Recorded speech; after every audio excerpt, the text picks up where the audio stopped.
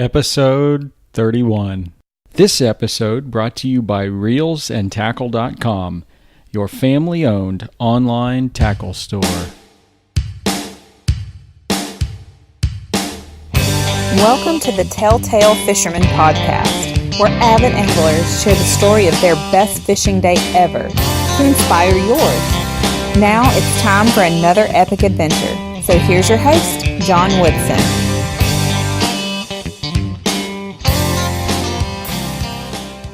Okay, welcome to the show. Today's guest is Captain Logan Carlson. Logan, welcome aboard. Thanks, it's good to be here. Oh man, well, I have seen some of your epic posts from the fishing you do in Alaska, and I'm really excited to talk to you about that today. But before we jump to Alaska, I think your story starts somewhere else in the United States, correct? Yes, it does. It starts in Idaho, actually. It's a little farming community there. That's where I was raised. So, yeah, you know, we grew up, had a lot of boys in my family. We grew up fishing and hunting, and my love for the outdoors just kind of eventually led me to Alaska. Wow. Well, tell us just a little bit about the kind of fishing you have in Idaho. It's obviously freshwater, of course.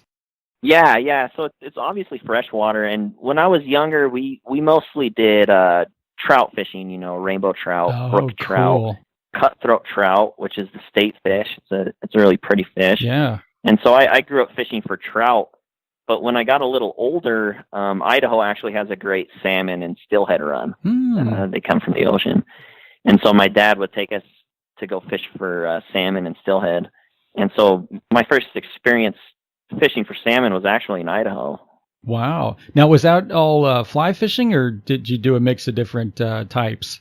No, mix of different types. Okay. Most people don't use flies for salmon, but I mean, I do have quite a few friends that do. Okay. But yeah, you know, we would use salmon eggs, things like that, little streamers.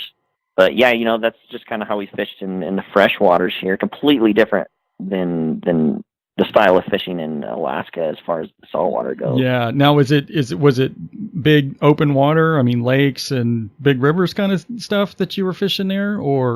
No, rivers. So we fished them in the rivers. The salmon would run up these rivers to spawn, and we would catch them on their way up. So we have some pretty decent sized rivers in Idaho. If I'm not mistaken, we have the most miles of river in the lower 48. So there's a lot of rivers in Idaho, and you know, some of them are pretty big and others are smaller. And we just kind of fished all over the place growing up. And you know, sometimes it was kind of like combat fishing. You're standing next to these full grown men and I'm just this little kid rubbing shoulders with them and throwing my line in the water. So that's kind of where I started off at. Yeah, well, and it sounds like you started off your fishing career with some pretty epic fishing, and then somehow ended up in Alaska, where I venture it's even more epic. How did that happen? So it's kind of a long story. Like I said, fishing for salmon when I was younger, the first salmon that I tied into, it was just such an awesome experience, and I kind of got addicted to it. And I said, I want to keep doing this.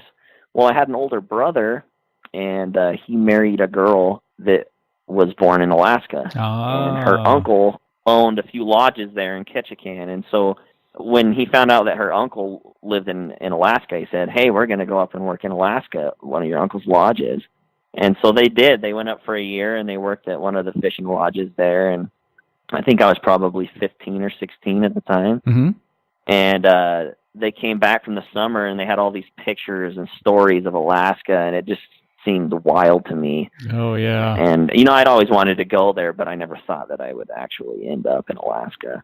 And so I told myself, when I get old enough, I'm going to go there, and I'm going to start working at a fishing lodge. And so when you, I guess, were 18, or what age did you get up there? Yeah, I actually started going up when I was 21. Okay. Is when I started. I lived in Nashville for a few years. When I turned 21, I went to Alaska for the first time, and I started working at a fishing lodge there. It's called Clover Pass Resort in Ketchikan, and I was a dockhand, so I filleted fish. I did maintenance on boats. I cleaned boats. I packaged the fish for the customers. Had some customer interaction, kind of walked them through the skills of trying to catch these different species of fish in Alaska. So that's what I did my first summer up there. I worked at a fishing lodge. Yeah. So what is the summer run up there? Is it May through August, or how many months of the season do they get? You'll have people start showing up in May, not very many, Mm-hmm. and then the season will run till sometimes till October. Oh, okay. But you have different species of salmon running at different times through the summer. So your first run of salmon that you get in Ketchikan is the king salmon. So they show up first around the June time, and the run's pretty good in June. And then after that, around July 4th weekend, you'll have the silver salmon and the pink salmon start to show up, along with the chum and the rest of the salmon. And then it'll be pretty hot all the way through July, midway through August, and then it kind of slows down a little bit while the silver salmon and the pink salmon and the chum salmon die off. And then you'll get another really big run of silver salmon, the hatchery fish, in September. A lot of people will come to fish the hatchery run. Okay. So there's a few different runs there. Yeah, that's a pretty good length of season. I mean, when being a Florida boy, when I think Alaska, I'm thinking there's like 3 days out of the year when it's not frozen. Yeah, you can go. Yeah. It's there's so many misconceptions about Alaska. I mean, when you think of how big the state is, it's almost 3 times bigger than Texas, and so there's a lot of different climates that exist. Yeah. In Alaska. And the part where I work it's a temperate rainforest, and so the weather's very temperate. It doesn't really get that cold or hot, so it's a really nice temperature. Hardly ever snows there. It's a good place. Wow. So there actually is year-round fishing there, I guess. Yeah, there is. So they actually have winter king fishing. A lot of people don't know about that, but the season is currently shut down right now. Oh, okay. Yeah, they do fishing for winter kings there. Wow, how cool! A lot of is your that? hardcore fishermen will go out and catch winter kings. Yeah, I mean, can you even if the season is closed, you can still catch and release those fish, right? Yeah, you can still catch and release. Okay, very cool. And they have cod and other things that you can catch during that time of year. Right. Well, before we started the interview here, we were talking a little bit about halibut. Is that a seasonal thing, or is that an all-year fish? Most people will fish halibut seasonally. Mm-hmm. I've never fished it during the winter, so I couldn't tell you. I'm sure that they're out there. Most people kind of concentrate on the winter kings, but definitely during the season, that's a big fish for most people to want to catch when they go to Alaska. It's just such a unique fish that a lot of people want that on their list of fish that they're trying to catch. Yeah, absolutely. Well, so tell us a little bit about the different areas where you catch all of these fish we've been talking about, because I understand halibut are very deep water, right? Yeah, depending. I've caught halibut trolling for salmon sometimes. Really? If there's a large concentration of halibut, it doesn't really matter. I mean, you can catch them trolling for salmon. You can catch them shallow. You can catch them really deep. Okay. But generally speaking, we'll be fishing around 300 feet, somewhere around there. So okay. They are pretty deep. Yeah, they're bottom fish, so most of the time they tend to stay on the bottom. Yeah, I guess but not always. Yeah, whenever I've seen them on TV, people catching them, it looked like they were fishing really deep water, making deep drops for them. Yeah, generally when you fish for halibut, you're fishing around 300 feet. Yeah. But, I mean, it's not crazy to catch one trolling for salmon or something like that. So they don't always stay on the bottom. Yeah, so tell us a little bit about the depths that you're fishing for salmon, and what are the areas like where you're fishing? I mean, are these big open bays and bodies of water, or where are you fishing for these guys? Well, fish, I think this is kind of universal too. Fish like structure, because that's where the bait fish hang out. Yep. Those halibut like structure because they're going in there and they're feeding on the cod and the other fish that are living in these rocks. Yeah. Or kelp beds or wherever. So fish like structure. Salmon are the same way. A lot of the times we'll be fishing for salmon along the coastline. They're following bait up these channels on their way to spawn up the rivers. And so most of the time we are within, eyesight of the shoreline, following some sort of structure underneath the water that we're picking up on our GPS systems and depth finders. Yeah. And so what is the depth of the water you typically fish for salmon like that? It really just depends. Most of the time, I'd say you're probably in an area that's 500 feet deep, but you don't fish that deep for salmon. Okay. The different species kind of run at different depths. So starting off with your species that runs the most shallow, that would be your pink salmon. Okay. A lot of the times I'll catch them on a surface rod when I'm trolling. Yeah. Down to about 30 feet, I'll troll for pink salmon. And then after that is your silver salmon. You'll catch them anywhere from about 25 feet to 80 feet generally, somewhere in there. And then your deeper fish are the king salmon. Okay. And most of the time, I like to fish, 90 to 150 feet for king salmon. Okay. And do you run at different depths, different lines at different depths for them?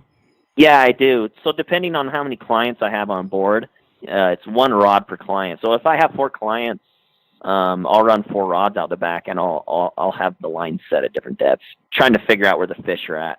And like I said, these fish generally tend to run at those depths. That doesn't mean that they're going to be there all the time, though.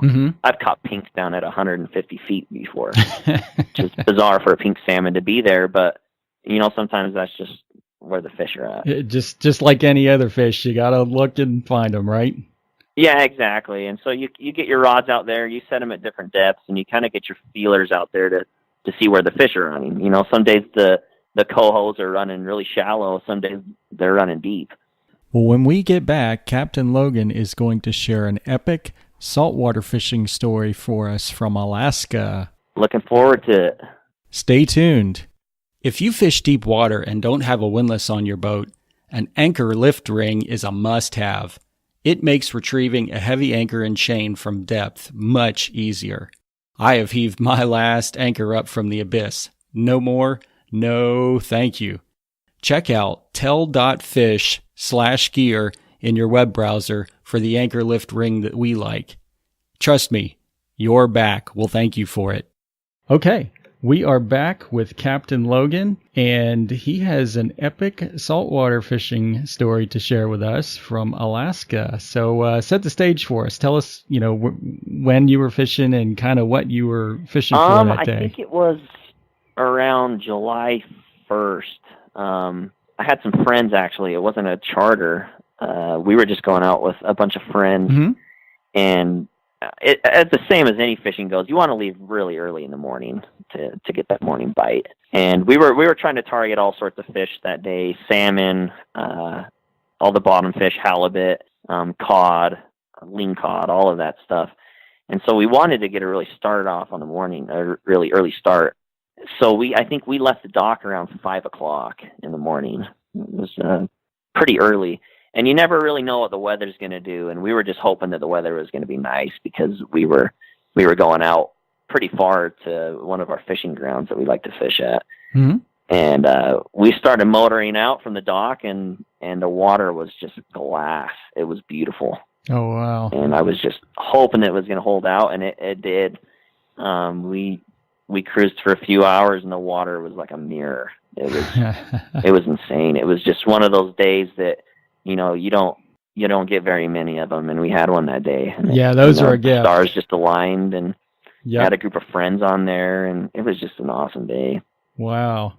Yeah, I can count on one hand the number of times I've been out in the ocean, and it's been slick calm like that. I mean, they're just, those days are hard to come by. They are hard to come by, and, a lot of the times you don't know if the fishing is going to be good either. You'll have great weather and the fishing's not great. And then you'll have poor weather and the fishing's good, and you can't get to where you need to go. But this day, it was just, everything was right. We didn't know the fishing was going to be great, but the weather was perfect. The sun was out. The water was flat.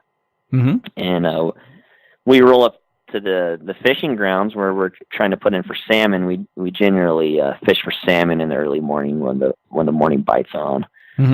And I hooked up some of the gear. I threw it in the water, and I had 2 rods in, and I wasn't even able to get the other 2 rods in after that. They started going off. Bam.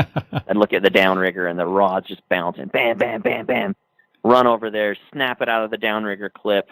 One of my buddies grabs it, reels it up, and I turn around and another rod's going off.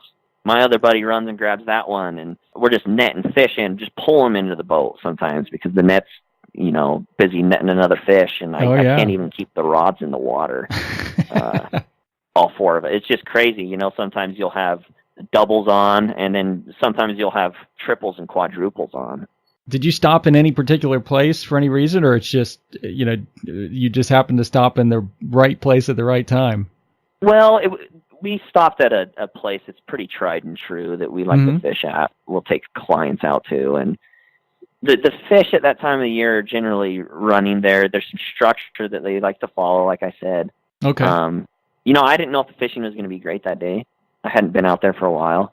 But we stopped and we threw it in, and right away, bam, bam. And I knew it was going to be one of those days where we were going to be catching our limit within an hour or 2. Wow. So that's pretty much what happened? You limited out on those salmon in that first hour? Pretty much. I mean, we had a few mishaps that slowed us down. One of my friends was running the downrigger, and the cannonball popped off and it busted the wire, and so that took some time to fix. That was a little frustrating, but stuff like that happens when you're out there fishing. You'll lose a downrigger ball that pops off. Somebody will spool the reel, and you've got to get a different setup. The line snaps, stuff like that. When you're hooking 100 salmon in a day, that takes a lot of beating on your gear. Oh yeah, heck yeah. So we lost some gear. We lost a cannonball. It took me a little bit to fix it all, but we got it back in the water, and as soon as we got the stuff back in the water, it was bam, bam, bam, bam, and we were netting fish left and right, just dragging them in the boat, and I had these beads on the back of my boat. I move over to keep track of our limit, and I'm just throwing the beads over, bead after bead, and we're getting closer to our limit of 36 silver salmon is what we were targeting, and I think we were 1 away from our limit. And I see one of these rods just, bam, tips over, and it slams it out of the downrigger clip. And I just hear the reel. Zzz, and I run over there, and I grab it, and I hand it to one of my buddies. I'm telling him, don't lose that fish. That's a nice fish. I knew it was a king salmon. Once you've, been on the ocean that much and have seen all the different types of salmon fight, you kind of get to know their behaviors, and this one was fighting like a king salmon. It was diving straight down. Okay. And it was just taking drag with it, and I knew it was a good fish. Yeah. And so he was fighting this fish. He was doing a great job with it and taking his time. We got it up next to the boat, and it took another dive, just stripping line. And my buddy just sat there, what do I do? And I told him, nothing, just let him go. Right. He can't do anything. And so the fish took another little nice dive, and he fought him back to the boat, and I had to get a bigger net because the fish was so big, and I dipped it in and netted it and pulled it in the boat, and it was this big king salmon, and everybody was freaking out. They were excited, and so that just kind of topped it off for the salmon right there when we pulled that big boy in, and we were able to snag, I think, our last coho, so we limited on silvers, and I think we had 2 kings in the boat, and one of them was a really nice king. But yeah, it was crazy that morning. Wow. So you've filled up the boat in just the first hour or 2 of the day. What do you do then? Yeah, we did. We'd been out there, an hour or 2, like you said, and so I got everything ready to go halibut fishing. We drug the salmon rods in, brought the downriggers up, and cruised off to another spot where we go halibut fishing. Luckily, it wasn't very far from where we were salmon fishing, so we didn't burn a lot of time running the boat. Once again, it was just lights out. I set the anchor down. Most of the time, you'll set anchor when you're halibut fishing, and I threw the anchor out, and we're using these big circle hooks for halibut, and I started slapping some bait on them and sending them down to the bottom. We were fishing around 300 feet, and as soon as we hit the bottom, we're getting bites. Tug, tug, tug, tug, and all the rods I'm looking around are just bouncing. And so my friends are starting to hook these halibut, and they're bringing them up, and they're these little paddle-sized halibut, probably 10 pounds or so. And I'm releasing them off the hooks, and I can't keep them off the hooks. Every time I turn around, somebody's reeling up a halibut. And everybody's baiting their own hooks at this point in time because I don't have enough time to bait people's hooks for them. And they're just reeling halibut after halibut after halibut. And they keep getting bigger, too, these halibut do. Wow. And, so we sat there probably 30 minutes, and I don't know how many halibut we had caught, and we were releasing. And, eventually we started getting into some halibut that we wanted to keep, and caught some really nice ones. And then my same friend that caught the king salmon, I look over, and his rod just bends right over down into the ocean. It's got the tip bent over so hard that it's actually in the water. And I hear his line. And so I yell at him, "That's a big fish." Same guy that caught the king salmon earlier. Yeah. He's still shaking from catching the king. And he grabs on the rod and he fights this fish, 20 minutes or so. And we get it up next to the boat and we shoot it next to the boat after it gets tired and drag it in. And it was a big fish. I can't remember how much it weighed, but it was a really nice halibut. Wow, man, that's like 2 awesome epic days of fishing all mixed into one. Yeah, it was. And we had some leftover time, and so I told him, "Hey, do you guys want to go jig for some cod?" Said yeah. So we went over to another spot there pretty close by, and we threw on these big jigs on our salmon rods, and we started jigging for cod. Mm-hmm. And we caught a few lean cod at the end of the day. So it was a phenomenal day. It was crazy. Wow. I'm just wondering, just to have one of those days, an epic halibut day or an epic salmon day like you had. How unusual is that to even just get one of those on a regular day? If you're going on a charter, or if you've got a friend that owns a boat and you can get out with them and the weather's good and you're there at the right time of the year, mm-hmm. It's not too hard to have a great day like that. Yeah. It really isn't. You've got to know where you're going and you've got to know what you're doing on how to target these fish. But if you're with somebody that knows, you can have epic days, depending on the time of year. But to do 2 of them in the same day like that, to have the halibut fishing going off and the salmon going off, is that pretty unusual? No, it isn't, actually. Wow. If you've got a full day charter and you're out there during, the peak season, July is one of my favorite times to fish. Okay. And the weather holds out, you should be able to catch a lot of fish. Man. Yeah.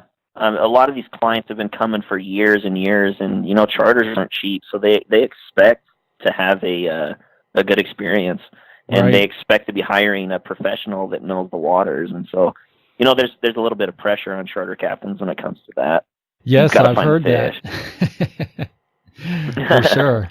Well, you definitely found them that day, no doubt. Oh yeah, it was amazing, and the ride back home was glass. We got there quicker than I thought we would, and we were done by 2:00 probably. Oh my goodness! And I bet you weren't done cleaning fish very quick though. Well, luckily for me, the lodge that we moor our boats at there at Clover Pass, they cleaned the fish for us, so I didn't even have to do it. There you go. Yep. Once I graduated from cutting fish, I didn't have to do it anymore.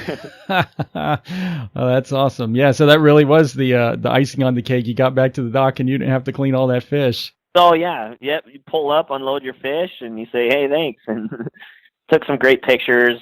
I of course had to clean my boat. That didn't take too long, and fuel up. But yeah, it was pretty much just a day out fishing with friends. It was awesome. Man, hard to beat. Yep, it was just a beautiful day. Oh, for sure.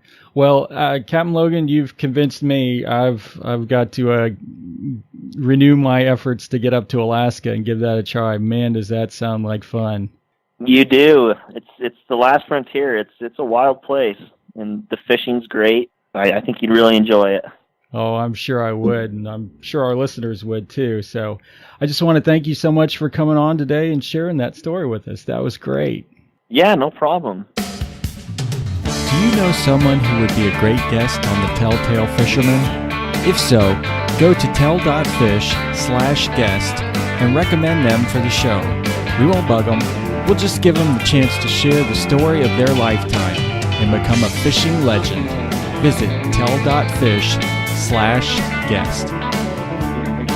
This has been the Telltale Fisherman podcast. Thanks for sharing another great tale with us. Be sure to check out the show notes page for more info on today's show and the gear we talked about. Keep those lines tight, and we'll catch you next time right here on the Telltale Fisherman Podcast.